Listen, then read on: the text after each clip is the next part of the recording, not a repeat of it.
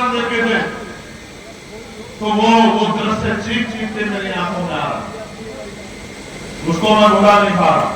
और मैंने कहा कि सम्मेलन तब होगा जब मेरे भाई देश से बाहर आ जाए, वरना ये सम्मेलन किसी और जिले में भी हो सकता है।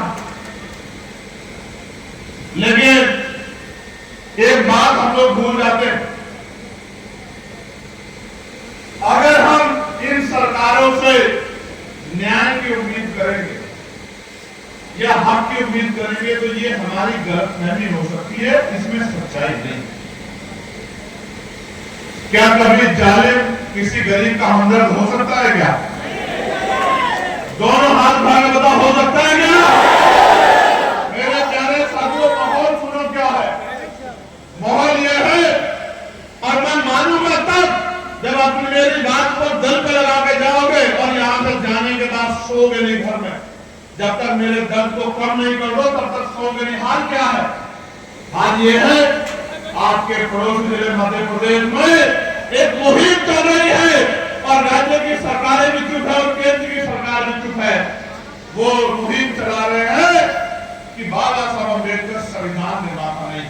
इस बार पार्लियामेंट चलेगा, मैं सरकार से पूछने का काम करूंगा कि सरकार का रुख इस बात पे क्या है, क्या बाबा साहब अम्बेडकर संविधान निर्माता है या नहीं है, और अगर है तो ऐसे परमिशनों प्रोग्रामों को परमिशन की आधार पर मिल रही है जहां बड़े बड़े बैनर लगा के ये कहने का काम किया जा रहा है कि डॉक्टर बाबा साहब अम्बेडकर संविधान निर्माता नहीं। एक मुहिम चल रही है, कोई बाबा साहब में बहुत टिप्पणी करता है, कोई उनको अंग्रेजों का एजेंट बताता है और इस मुहिम को सपोर्ट किया जा रहा है, इस मुहिम को संरक्षण दिया जा रहा है। ऐसा नहीं है कि हम चुप बैठे,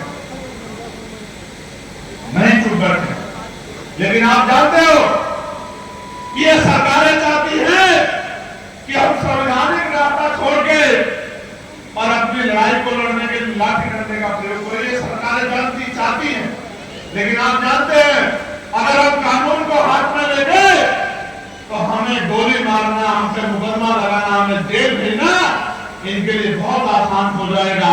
जब हमें निर्दोष होते हुए जेल भेज सकते हैं तो अगर हमने इतना सा भी कुछ कानून को अपने हाथ में लेने का काम किया तो इनको तो घर बैठे बैठे मौका मिल जाएगा हमारे लोगों को जेल में घुसने का। हालांकि भीम आर्मी के लोग जेल से नहीं डरते। डरते हैं क्या? डरते हैं क्या?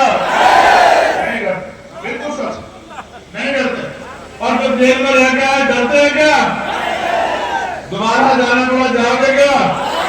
ईमानदार से दोनों हाथ उठा जो लोग कह रहे हैं। सामंतवाद की जगह को मैं देख रहा हूं तुम्हारे सामान्य साथियों, एक मुहिम वहां चल रही है और एक मुहिम नहीं है, और मुहिम बताता हूं आपको। यही रायबरेली में हरिओम वाल्मीकि को पीठ से मारा गया और मारने वाले क्या कह रहे थे उसको कि हम बाबा के लोग हैं। बोले नहीं बोले? बोले नहीं बोले? और मारने वालों में से कोई है वो भी था जो कह रहा था कि बुला अपने आजाद को। सुना है नहीं सुना आपने? बोला ना उसने कि बुला अपने आजाद को। जिस दिन आजाद आएगा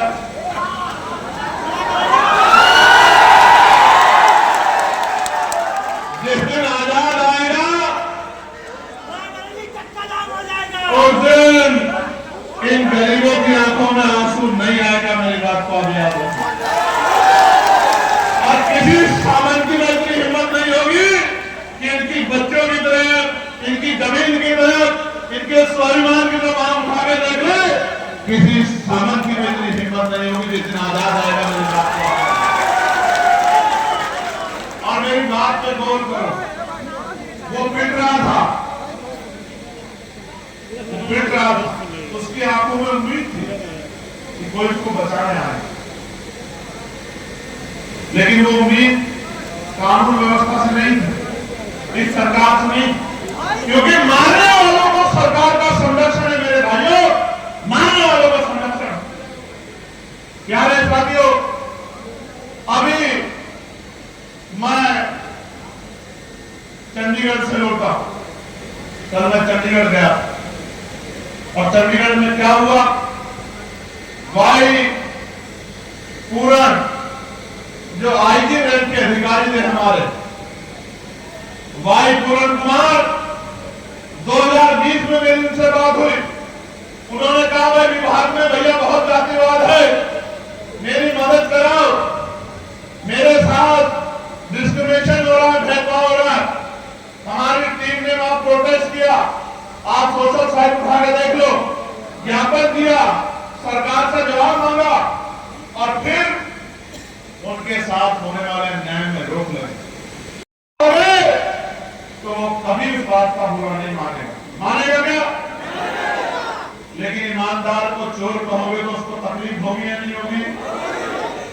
जब उस ईमानदार आदमी को भ्रष्टाचार में लिप्त बताने का काम किया गया और क्या बीती होगी वाई पूरन कुमार मेरे भाई पर, कि उसने अपनी सर्विस रिवॉल्वर से, आप समझते हो आदमी सुसाइड कर करता है?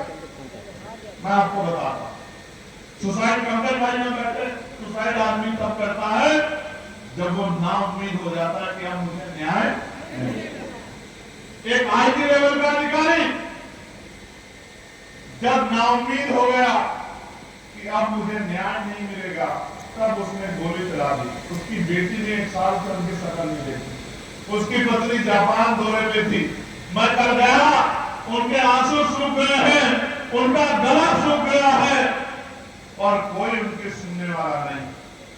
ये बात मैं आपसे क्यों कह रहा हूं? हमारा रायबरेली का हरिओम वाल्मीकि सेफ नहीं है, हमारा आईजी लेवल का अधिकारी सेफ नहीं है, हमारा कोई आदमी व्यासपीठ पे बैठ के कथा करता है तो उसका छोटा काट के उसको मूत्र विसर्जन उसके ऊपर किया जाता है, मूत्र से उसको स्नान कराया जाता है। और अब तो हाल ये है कि chief justice of India, Bharat की सर्वोच्च न्यायपालिका के सबसे शीर्ष पर बैठे पद के व्यक्ति पे भी जूता फेंका जाता है। आज हालात देखे आप क्या हो गई, हालात देखे आप क्या हो गई। ये देखिए, वो चीफ जस्टिस ऑफ इंडिया है, जाति में बदले हुए नहीं है, लेकिन इतिहास इस बात की गवाही देता है कि उनसे पहले बहुत सारे चीफ जस्टिस हुए, उन्होंने बहुत सारे फैसले दिए हैं, वाद विवाद हुआ है, आलोचना हुई है, लेकिन किसी माई के लाल में इतनी हिम्मत नहीं थी कि वो उनके ऊपर जूता फेंक दे, क्योंकि वो दलित जाति के हैं। इसलिए पूरे दलित समाज के स्वाभिमान को जूते की नोक पे रखने के लिए उनके ऊपर जूता फेंका गया। ये हमारे विरोध, ये हम सबके ऊपर एक तमाचा है मेरे भाई, ये सबके ऊपर एक तमाचा है। और ये आजाद भारत में हम लोग कहां खड़े हैं, ये आकलन करने का समय देश में सुप्रीम कोर्ट से बाबरी मस्जिद के लिए फैसला आया। पूरा देश कहता था कि बवाल हो जाएगा, हालांकि मुस्लिम समाज के लोग खुश नहीं थे, क्योंकि फैसला मेरिट पे नहीं था, फैसला जो है वो भावनाओं के अधीन में आके लिया गया था। लेकिन फिर भी सबने सुप्रीम कोर्ट का सम्मान किया, आलोचना की, लेकिन आलोचना का स्तर भी संवैधानिक रखा। आलोचना करने का अधिकार संविधान हमें देता। इस देश में और फैसले आए, इस देश में प्रमोशन में रिजर्वेशन पे सुप्रीम कोर्ट ने फैसला आया कि पहले सबको डिमोशन करो और फिर उसके बाद जो है हम इस पिटीशन को सुनेंगे। तमाम फैसले आए। SC/ST एक्ट को 2 अप्रैल 2018 का आंदोलन आपको याद होगा, 20 अगस्त को SC/ST एक्ट को कमजोर कर दिया गया, आपको सड़कों पर आना पड़ा, फैसले की आलोचना हुई, आंदोलन हुआ, लेकिन किसी ने सुप्रीम कोर्ट में जाकर जूता देखने का मौका। ये हिम्मत कहां जाती है? ये हिम्मत इस बात से आती है कि जब सामने वाले की जात के आधार पर जो है उस पर जुल्म किया जाता है, उसकी पहचान होती है।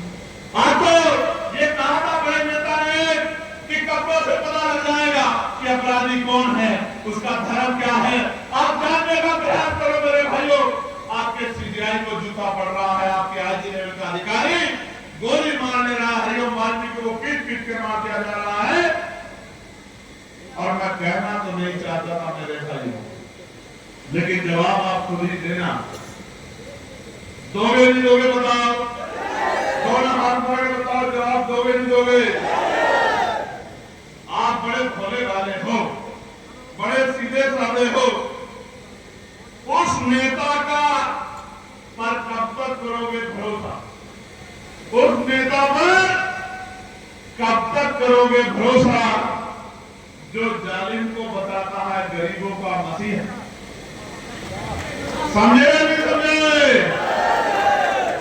उस नेता पे कब तक करोगे भरोसा जो जालिम को बताता है गरीबों का मसीहा, जो कहता है कि हम सरकार के आभारी हैं, उस सरकार के आभारी हैं जिस सरकार ने हमारे लोगों की खाल खींच ली, जिस सरकार ने हमारे अधिकारी कर्मचारियों को खून के आंसू रोने का काम मंजूर किया, जिस सरकार ने हमारे घरों पे बुलडोजर चलाया, जिस सरकार ने हमारी मस्जिदों को, दरगाह को, खानकाहों को, हमारे धार्मिक स्थलों को फतेहपुर में और अगर कोई आंदोलन करने आया तो लाठियों से पीट के जेल में भेजने का काम किया, जिनके राज में आपके भाई के बदन पर 5-5 गोली चली, खून की गोली खेली गई और जिनके राज में 2 अप्रैल 2018 में हमारे लोगों को पीट पीट कर लाते मार मार कर जेल में बंद कर दिया गया और नासिर के आंदोलन में माथे पर सर पे गोली चला के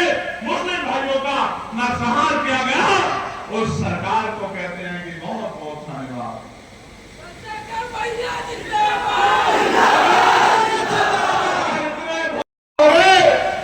तो कभी इस बात का बुरा नहीं मानेगा। मानेगा क्या? लेकिन ईमानदार को चोर कहोगे तो उसको तकलीफ होगी या नहीं होगी? जब उस ईमानदार आदमी को भ्रष्टाचार में लिप्त बताने का काम किया गया और क्या बीती होगी भाई पूरण कुमार मेरे भाई पर कि उसने अपनी सर्विस रिवॉल्वर से, आप समझते हो आदमी सुसाइड कर करता है? मैं आपको बताता हूं, सुसाइड पंकज भाई में बैठे, सुसाइड आदमी तब करता है जब वो नाउम्मीद हो जाता है कि अब मुझे न्याय नहीं। एक आईटी लेवल का अधिकारी जब नाउम्मीद हो गया कि अब मुझे न्याय नहीं मिलेगा, तब उसने गोली चला दी। उसकी बेटी ने 1 साल से उनकी शक्ल नहीं देखी, उसकी पत्नी जापान दौरे पे थी। मैं कल गया, उनके आंसू सूख गए हैं, उनका गला सूख गया है और कोई उनकी सुनने वाला नहीं। ये बात मैं आपसे क्यों कह रहा हूं? हमारा रायबरेली का हरिओम वाल्मीकि सेफ नहीं है, हमारा आईजी लेवल का अधिकारी सेफ नहीं है, हमारा कोई आदमी व्यास पीठ पे बैठ के कथा करता है तो उसका छोटा काट के उसको मूत्र विसर्जन उसके ऊपर किया जाता है, मूत्र से उसको स्नान कराया जाता है। और अब तो हाल ये है कि chief justice of India, Bharat की सर्वोच्च न्यायपालिका के सबसे शीर्ष पर बैठे पद के व्यक्ति पे भी जूता फेंका जाता है। आज हालात देखे आप क्या हो गई, हालात देखे आप क्या हो गई। देखिए वो चीफ जस्टिस ऑफ इंडिया है, जाति में बंधे हुए नहीं है, लेकिन इतिहास इस बात की गवाही देता है कि उनसे पहले बहुत सारे चीफ जस्टिस हुए, उन्होंने बहुत सारे फैसले दिए हैं, वाद विवाद हुआ है, आलोचना हुई है, लेकिन किसी माई के लाल में इतनी हिम्मत नहीं थी कि वो उनके ऊपर जूता पहनते, क्योंकि वो दलित जाति के हैं, इसलिए पूरे दलित समाज के स्वाभिमान को जूते की नोक पे रखने के लिए उनके ऊपर जूता फेंका है। ये हमारे विरोध, ये हम सबके ऊपर एक तमाचा है मेरे भाई, ये सबके ऊपर एक तमाचा है। और ये आजाद भारत में हम लोग कहां खड़े हैं, ये आकलन करने का समय देश में सुप्रीम कोर्ट से बाबरी मस्जिद के लिए फैसला आया। पूरा देश कहता था कि बवाल हो जाएगा, हालांकि मुस्लिम समाज के लोग खुश नहीं थे क्योंकि फैसला मेरिट पे नहीं था, फैसला जो है वो भावनाओं के अधीन में आके लिया गया था, लेकिन फिर भी सबने सुप्रीम कोर्ट का सम्मान किया, आलोचना की, लेकिन आलोचना का स्तर भी संवैधानिक रखा, आलोचना करने का अधिकार संविधान हमें देता। इस देश में और फैसले आए, इस देश में प्रमोशन में रिजर्वेशन पे सुप्रीम कोर्ट ने फैसला आया कि पहले सबको डिमोशन करो और फिर उसके बाद जो है हम इस पिटीशन को सुनेंगे। तमाम फैसले आए, SC ST एक्ट को